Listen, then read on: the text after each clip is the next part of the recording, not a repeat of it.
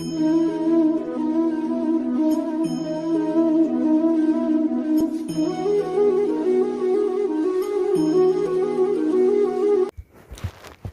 दोस्तों, मेरे चैनल में आपका स्वागत है।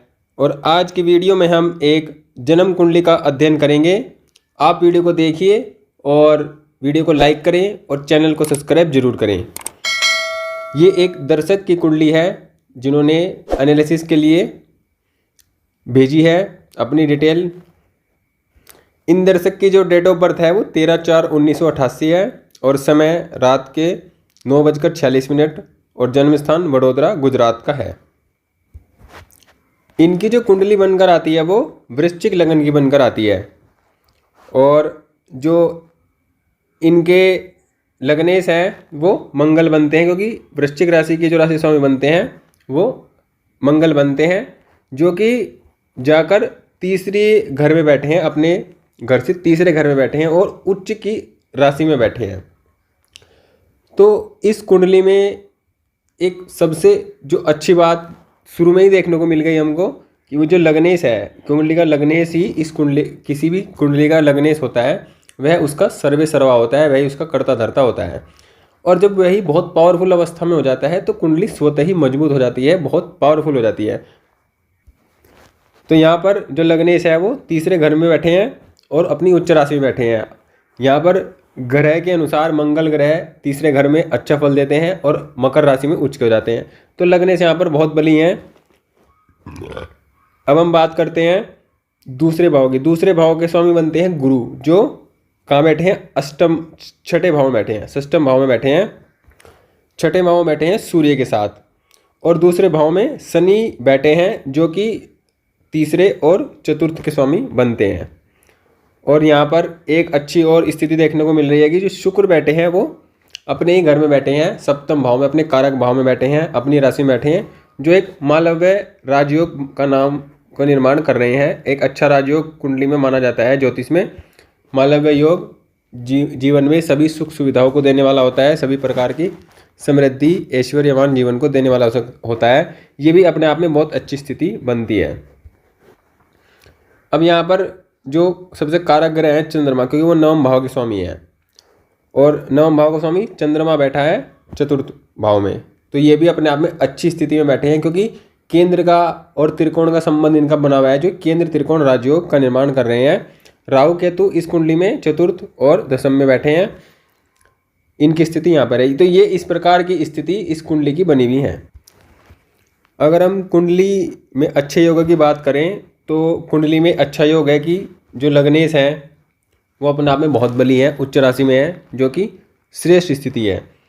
कुंडली में गुरु शुक्र की स्थिति भी बहुत, गुरु सूर्य की स्थिति भी बहुत अच्छी मानी जाती है। अगर गुरु सूर्य कुंडली में कहीं भी एक साथ बैठे हों तो ये भी व्यक्ति के ऊपर दैवीय कृपा को बना कर रखते हैं। ऐसे व्यक्ति को जीवन में उसके बुरे समय में उसको सपोर्ट मिल जाती है, किसी न किसी प्रकार से, किसी न किसी व्यक्ति से, किसी भी प्रकार से उसको अच्छी सपोर्ट मिल जाती है। और बुरे समय में ऐसा व्यक्ति बहुत कम संघर्ष करता है, अधिक संघर्ष ऐसे व्यक्ति को नहीं करना पड़ता है, जिसकी कुंडली में सूर्य और गुरु की जो कॉम्बिनेशन होता है। और यहाँ पर सूर्य उच्च के भी हैं, आप देखिए मंगल भी उच्च के हैं इस कुंडली में, सूर्य भी उच्च के हैं इस कुंडली में, जो कि दशमेश है, दशमेश बनकर यहाँ पर उच्च के हुए हैं। तो ये भी बहुत अच्छी स्थिति का निर्माण कर रहे हैं। कुंडली में लग्नेश बली हैं, दशमेश बली हैं, कुंडली बहुत अच्छी कुंडली यहाँ पर दिखाई पड़ रही है। यहाँ पर शुक्र भी अपनी राशि में बैठे हैं, ये भी बहुत अच्छी स्थिति है, ये भी एक राजयोग है। और चंद्रमा नवम के स्वामी होकर चतुर्थ में बैठे हैं, ये भी अपने आप में एक राजयोग की स्थिति है। लेकिन इसमें प्रॉब्लम यही है कि चंद्रमा यहाँ पर पक्ष बल से कमजोर है, क्योंकि सूर्य के बिल्कुल पास में ही है। तो ये शुभ ग्रह नहीं, पापक ग्रह ही, चंद्रमा ये शुभ ग्रह नहीं होंगे, पापक ग्रह होंगे और ये थोड़ी प्रॉब्लम क्रिएट कर सकते हैं। बस इनका ये फायदा है कि ये केंद्र त्रिकोण राजयोग इन्होंने बनाया है, लेकिन जो खुद का इनका रिजल्ट होगा वो इतना बेहतर नहीं हो पाएगा। यहाँ पर अगर आप राहु केतु की बात करें तो जो राहु है कुंभ राशि में बहुत अच्छा फल देते हैं, क्योंकि राहु शनिवत बोला जाता है कि राहु शनि के जैसा समान फल देते हैं। तो यहाँ पर कुंभ राशि में राहु भी अच्छा फल देते हैं और केतु यहाँ पर दशम भाव में सिंह राशि में है। लेकिन इस कुंडली में कुछ प्रॉब्लम्स भी हैं। उन प्रॉब्लम्स की हम पहली बार बात करें तो यहाँ पर बुध नीच राशि में है, पंचम भाव में। ये एक बड़ी प्रॉब्लम है। प्रॉब्लम इसलिए कहता हूँ क्योंकि बुध इस कुंडली में सबसे अकारक ग्रह है। बुध यहाँ पर जितना कमजोर हो उतना अच्छा है। यहाँ पर बुध 12 डिग्री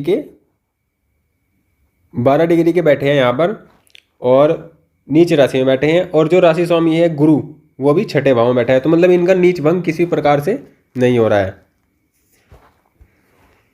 अब अगर हम देखते हैं, क्योंकि यहाँ पर बुध भी पीड़ित है और ये पंचम भाव जो है, ये हमारा पंचम भाव है, ये भी पीड़ित है क्योंकि ये पाप कर्तरी योग में आ रहा है। तो ये व्यक्ति की एजुकेशन और व्यक्ति की शिक्षा को, व्यक्ति के प्यार को, व्यक्ति के जो उसकी पर्सनल लाइफ है उसको बहुत ही इफेक्ट करता है, बहुत ही ज़्यादा प्रभावित करता है, क्योंकि पंचम भाव पीड़ित है, ग्रह से पीड़ित है, और पाप कर्तरी योग में भी ये ग्रह आया हुआ है। अब अगर हम बात करें, ये लग्नेश है, ये लग्नेश तीसरे भाव में उच्च के तो बैठे हैं, लेकिन एक तरफ राहु है, चंद्रमा यहाँ पर पापक ग्रह ही है, पापक ग्रह गणना में चंद्रमा आएंगे यहाँ पर, और एक तरफ शनि है, तो ये भी पाप कर्तरी में आ गए।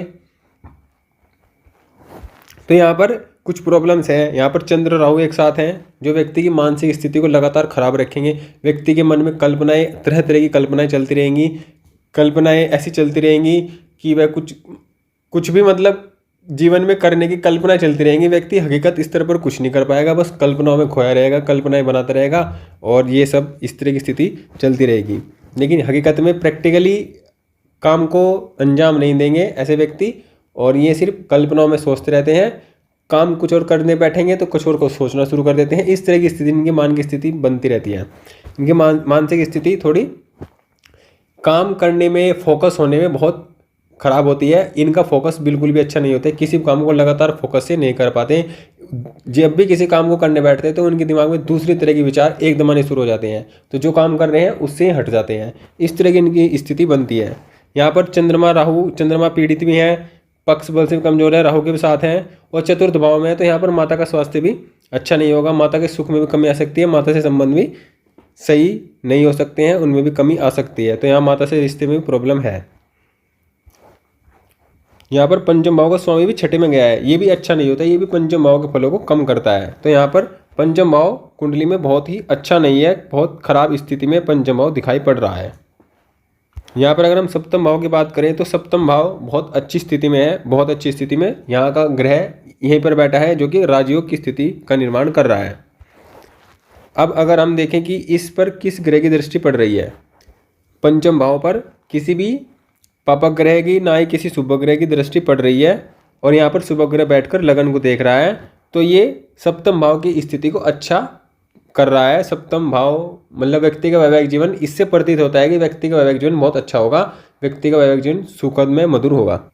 कुंडली में अगर हम बात करें दशाओं की, तो वर्तमान में इनको बुध की दशा चल रही है, जो कि इनके लिए पूरी तरह से खराब फल देने वाली होगी, किसी भी प्रकार से अच्छा फल देने वाली नहीं होगी। क्योंकि एक तो बुध इस लगन में सबसे खराब फल देने वाले ग्रह हैं, सबसे खराब, सबसे ज़्यादा बेकार फल देने वाले हैं। और दूसरी स्थिति ये बनती है कि वो नीच राशि में भी हैं, अकारक भी हैं, भाव भी पीड़ित है, तो यहाँ पर बुध किसी प्रकार से अच्छा फल देने वाले नहीं लग रहे हैं, जो कि इनको 2020 से ही शुरू हुई है। इससे पहले इन्होंने शनि की दशा को देखा है। शनि की दशा भी इस कुंडली में कोई विशेष फल देने वाले नहीं है, क्योंकि शनि भी यहाँ पर तीसरे और चतुर्थ के समय बनते हैं, जो कि अकारक ग्रह ही इस कुंडली के लिए माने जाते हैं। अब कुंडली में मालव्य योग है, कुंडली में गुरु शुक्र एक साथ हैं, कुंडली में लग्नेश उच्च के हैं, लेकिन समस्या यही है कि इनको शनि की दशा मिली है, वो भी इनके सपोर्ट में नहीं है। इनको अब बुध की दशा चल रही है, वो भी इनके सपोर्ट में नहीं है। आने वाले समय में केतु की दशा इनको आएगी, वो भी इनके सपोर्ट में पूरी तरह नहीं होगी। तो यहाँ पर हम देखते हैं कि इस जातक के लिए दशाओं का अनुकूल ना होना इस जातक के जीवन में समस्याओं को बहुत ज़्यादा क्रिएट कर रहा है, समस्याएं दे रहा है। इनका सवाल है कि इनका विवाह नहीं हो पा रहा है, तो हम ये देखते हैं कि इनका विवाह क्यों नहीं हो पा रहा है, और विवाह होगा तो कब तक हो पाएगा। अगर हम कुंडली में देखते हैं तो विवाह भाव का स्वामी बनते हैं शुक्र, जो खुद की राशि बैठे हैं और विवाह भाव को बहुत मजबूत बना रहे हैं। लेकिन इनकी जो दशा चल रही है वो अकारक चल रही है। बुध में बुध का अंतर इनको अभी गया है, अभी इनको बुध में केतु का अंतर चल रहा है, इसके बाद इनको शुक्र आएगा। तो इनका शुक्र आएगा अप्रैल 2024 में, अप्रैल 2024 में इनका शुक्र आएगा, और फरवरी 2027 तक रहेगा। तो इस समय में इनका विवाह होने की 90% संभावना यह है कि इनका विवाह इस दशा काल में 100% हो जाएगा, या होने की पूरी संभावना है। ये दशा काल इनके विवाह के लिए पूर्णतः अच्छी रहेगी, बिल्कुल बढ़िया रहेगी, क्योंकि शुक्र ग्रह का जो स्वामित्व है इस कुंडली में, उसकी जिम्मेदारी है वो विवाह कराने की है। और अप्रैल 24 के बाद से फरवरी 27 के बीच तक इनके विवाह की स्थिति बहुत मजबूत रूप से बनेगी। यहाँ पर हम देखते हैं कि जो लगन है वो शनि का लगन है, और जो चंद्रमा की राशि है, मतलब चंद्र लगन बनेगा वो शनि का बनेगा, और जो लगन है वो मंगल का है। तो दोनों आपस में मित्र नहीं है, तो ये भी जीवन में संघर्ष की एक निशानी होती है। कुंडली में एक संकेत होता है कि जब इस तरह की स्थिति होती है, दोनों चंद्र स्वामी और लगन के स्वामी मित्र ना हो, तो ये भी जीवन में संघर्षों को बढ़ाती है। विवाह न होने में जो इनका मेन जो इनका रोल अदा करते हैं, जो नहीं हो पा रहा है, जिस वजह से इनकी दशा ही इनके समस्या को कारण है, और दशा के अनुकूल इनका विवाह अभी जो समय बताया है अप्रैल 24 से लेकर फरवरी 27 के बीच तक हो जाएगा। अब हम बात करते हैं, थोड़ा नवमांश को देखते हैं कि शादी की स्थितियाँ नवमांश कुंडली में किस प्रकार की बनी हुई हैं।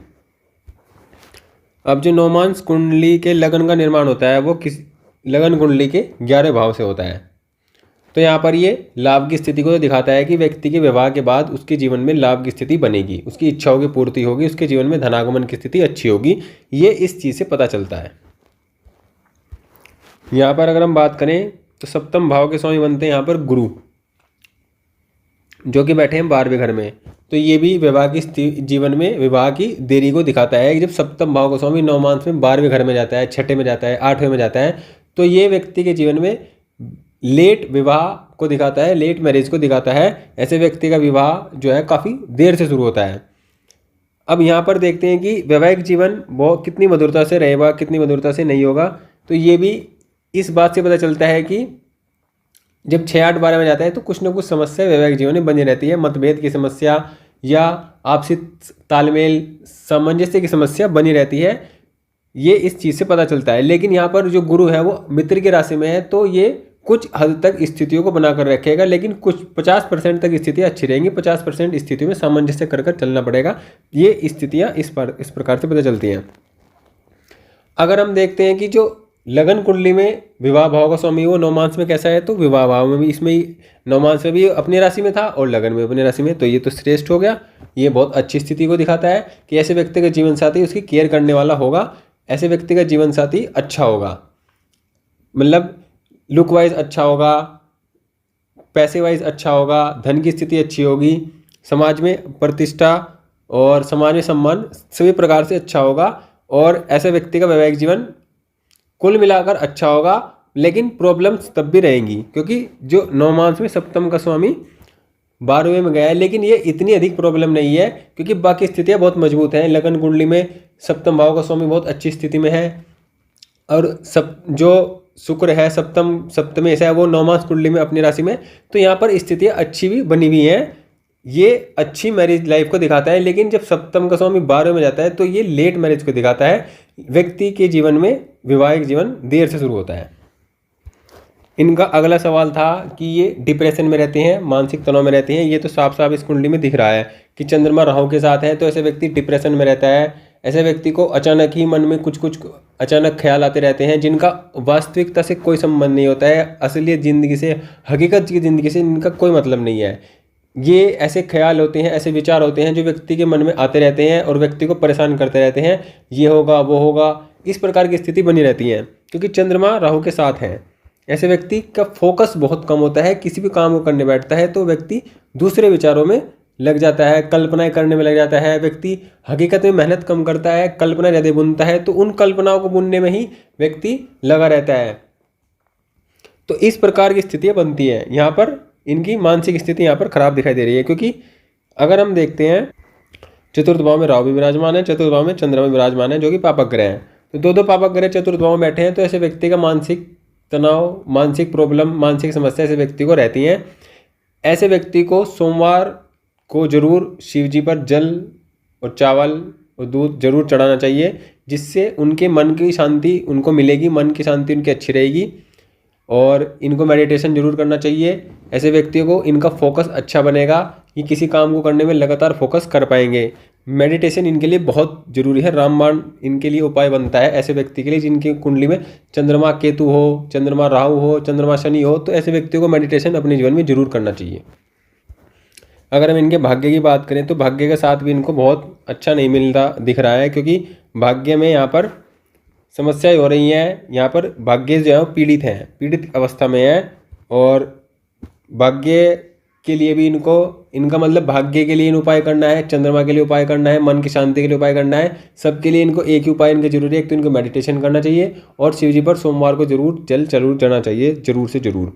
तो ये इनकी अगर इनको और अधिक अच्छा फ़ायदा चाहिए तो ये सोमवार के दिन जो चंद्रमा के जो बीज मंत्र होते हैं उनका भी जाप कर सकते हैं, ये उनके लिए भी अच्छा रहेगा।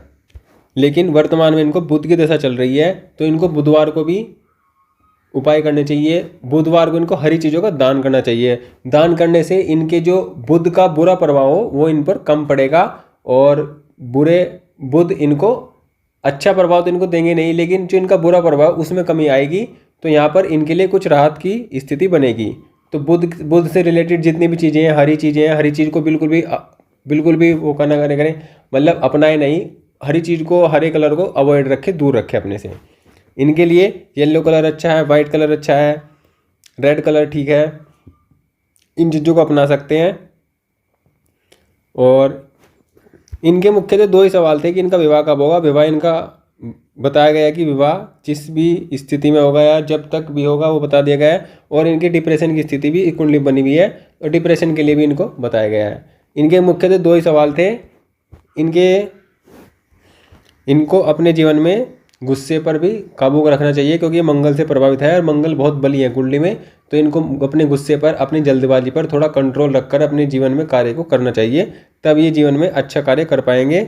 और इनकी वाणी के स्थान पर धनु राशि बनी है और धनु राशि में भी शनिदेव बैठे हैं, तो इनको बोलते वक्त भी बहुत ध्यान रखना चाहिए, क्योंकि ये ऐसा बोल सकते हैं जो व्यक्ति को बुरा लग सकता है। वो सच भी हो सकता है, लेकिन वो सच इस प्रकार का हो सकता है कि सामने वाले को बहुत बुरा लग सकता है और सामने वाले के साथ इनके रिश्ते भी खराब हो सकते हैं। तो इनको बोलते समय भी अपनी वाणी पर नियंत्रण रखना चाहिए और बहुत सोच समझकर अपने जीवन में बोलने की स्थिति को बनाकर रखना चाहिए। ये स्थिति इनके साथ बनती है। आप वीडियो देखिए और भी इनसे संबंधित अगर कोई बात आपको लगती है तो आप इनको कमेंट कर बता सकते हैं। और वीडियो को लाइक करें, शेयर करें और चैनल को सब्सक्राइब जरूर करें। Thank you.